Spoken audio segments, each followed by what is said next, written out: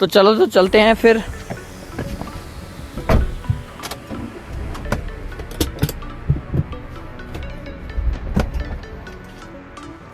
चलो गाइस, तो अगर आप पे भी ये मतलब कि ये गलती होती है वाराणसी में, जैसे कि आप देख पा रहे हो अपनी कार वाराणसी में मतलब कि जैसे में चलने के लिए अपनी कार क्लच को छोड़ा, वैसे अपनी कार बंद हो चुकी है।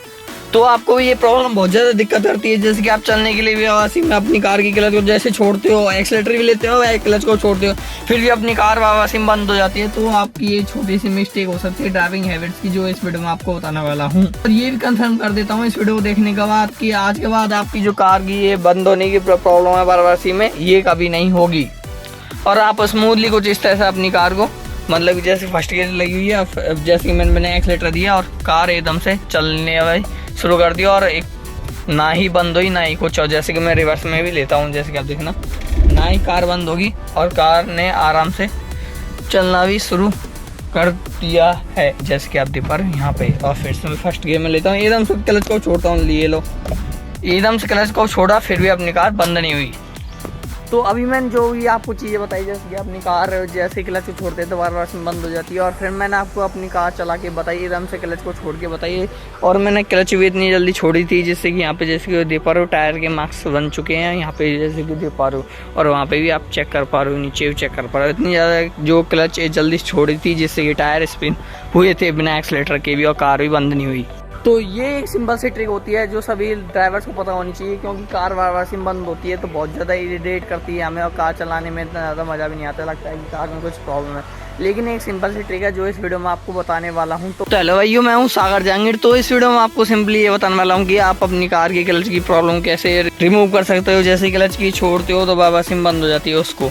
तो सिंपल सी कुछ ऐसी ट्रिक है, सिंपल सी ये ट्रिक है जिसमें आप ये प्रॉब्लम सॉल्व कर सकते हो।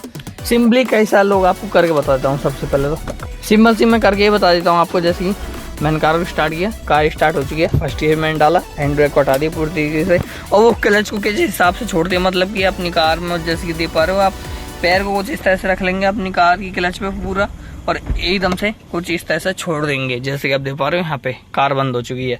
तो ये सबसे बड़ी दिक्कत होती है अपनी कार पे क्लच जो पैर है उसको क्लच पे रखने की। मतलब कि कई सारे लोग आपने देखा होगा, मैं पहली बार जब अपनी कार को चलाया था, मतलब कि मैंने चलाना सीखा था, तो मैं भी कुछ इस तरह से अपनी ब्रेक को भी कुछ इस तरह से यूज में लेता, कुछ इस तरह से, और क्लच को भी कुछ इस तरह से पैर में यूज में लेता, मतलब कि पूरा क्लच पे पैर रखता था। लेकिन अब मैं जैसे कि अपनी कार को चलाता हूँ रोज, तो इसमें एक चीज का ध्यान होता है मुझे, और जिससे अपनी कार कभी मतलब झटका लग के बंद नहीं होती है, वो होती है मैं कुछ इस तरह से अपनी पैर को रखता हूँ, मतलब कि नीचे, और फिर अपनी कार के क्लच के पेडल पर, सॉरी, और फिर अपनी कार के क्लच पहले तो नीचे, फिर क्लच के पेडल पर कुछ इस तरह से। और यूज में कैसे लेता हूँ, कुछ इस तरह से, कुछ इस तरह से, और ब्रेक को भी कुछ इस तरह से।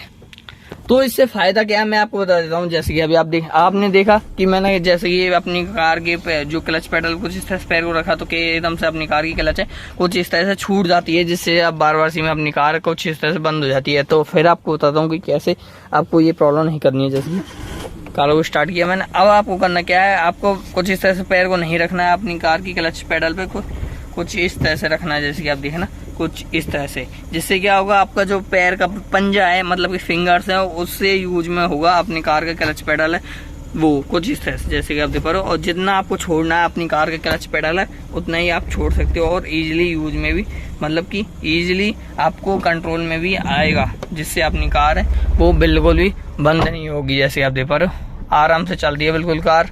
फिर मैंने अपनी कार के, अब मैं बैग में लूँगा, देखना भी आप क्या स्ट्रेटजी यूज में ली है मैंने, और बैग में भी आ चुकी है अपनी कार, और फिर बिल्कुल भी बंद नहीं हुई ये। हाँ, एक बार जैसे मैंने क्लच को छोड़ा एकदम से, तो अपनी कार ने छोटा सा झटका लिया, लेकिन मैंने अपनी कार के जो क्लच पेडल उसको थोड़ा सा हल्का सा दबाया, फिर से छोड़ा, तो अपनी कार बंद नहीं हुई और फिर आराम से आ चुकी है।